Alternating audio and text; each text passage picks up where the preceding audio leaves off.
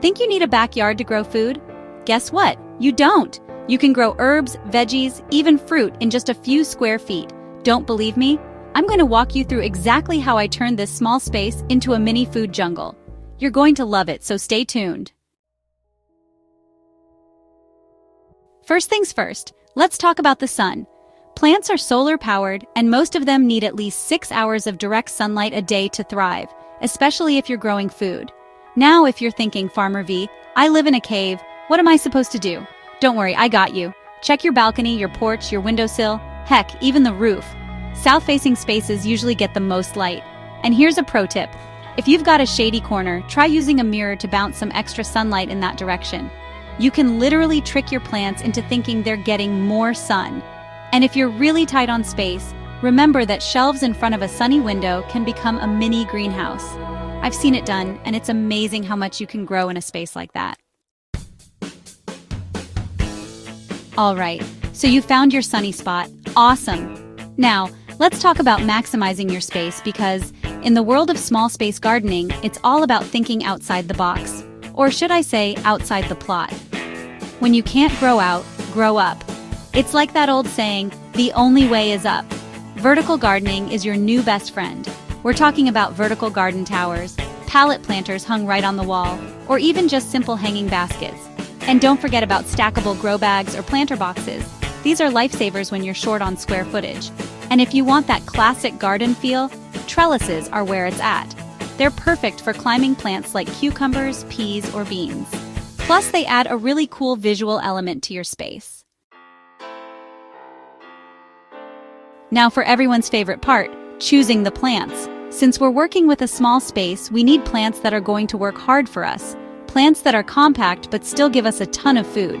That's what I call a good return on investment. Leafy greens are a small space gardener's best friend. They're like that friend who always shows up, reliable, low maintenance, and always there to lend a hand. Or should I say, a leaf? Spinach, kale, and lettuce are all fantastic choices. They don't need a ton of space, and you can harvest from them multiple times. And herbs? Don't even get me started on herbs. Basil, mint, parsley, cilantro, they're like the superheroes of the plant world. They pack a flavor punch, they're super easy to grow, and they don't mind sharing their space. But don't think you're limited to just leafy greens and herbs. Oh no, my friends, we can do even better. Think cherry tomatoes bursting with sweetness, bush beans climbing up a trellis, radishes adding a peppery bite to your salads, and green onions adding a touch of freshness to, well, everything. And here's where things get really fun: companion planting. It's like playing matchmaker for your plants. Certain plants actually grow better together. They can help each other out by deterring pests, attracting beneficial insects, or even just providing a little bit of shade. For example, basil and tomatoes are like the ultimate power couple of the garden, and lettuce loves to chill out in the shade of some taller cucumbers. Okay, we've covered the sun, the space, the plants.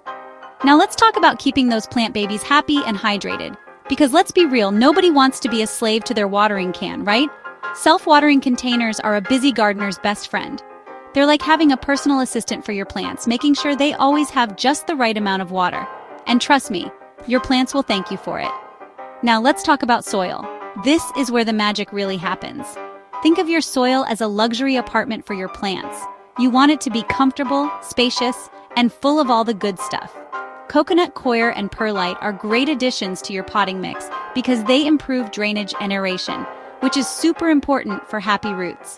Compost is like the superfood of the soil world. It's packed with nutrients that your plants will go crazy for. And if you want to keep your plants fed and happy without having to worry about fertilizing every other day, slow-release fertilizer is the way to go.